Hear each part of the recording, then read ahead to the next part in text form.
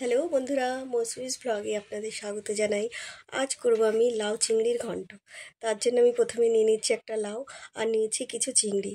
লাউটা আমি কেটে কুটে ধুয়ে ভালো করে পরিষ্কার করে নিয়েছি, আর সাথে চিংড়িগুলোও কেটে ধুয়ে পরিষ্কার করে নিয়েছি, আর নুন হলুদ লঙ্কার গুঁড়ো দিয়ে মাখিয়ে রেখে দিয়েছি।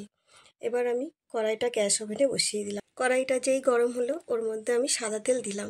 তেলটা যেই একটু গরম হলো ওর মধ্যে আমি চিংড়িগুলো একে একে সব দিলাম। দিয়ে আমি চিংড়িগুলো ভালো করে নাড়াচাড়া করে যেই লাল লাল হলো চিংড়িগুলো আমি সব তুলে রাখলাম। এবার ওই তেলের মধ্যেই আর একটু তেল দিয়ে আমি ওর মধ্যে দিলাম শুকনো লঙ্কা, সাদা জিরে আর তেজপাতা, আর দিলাম কাঁচা লঙ্কা।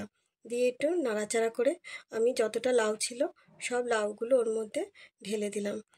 তারপর দিলাম স্বাদ মতো নুন আর 1.5 চামচ হলুদের গুঁড়ো। দিয়ে আমি ভালো করে নাড়াচাড়া করে আমি ঢাকনি দিয়ে ঢেকে দিলাম। কিছুক্ষণ পর ঢাকনিটা আলগা করলাম, দেখলাম লাউ দিয়ে অনেক জল বেরোচ্ছে।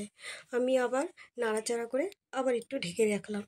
আবার কিছুক্ষণ পর আলগা করে দেখলাম জলটা একটু একটু করে কমে যাচ্ছে।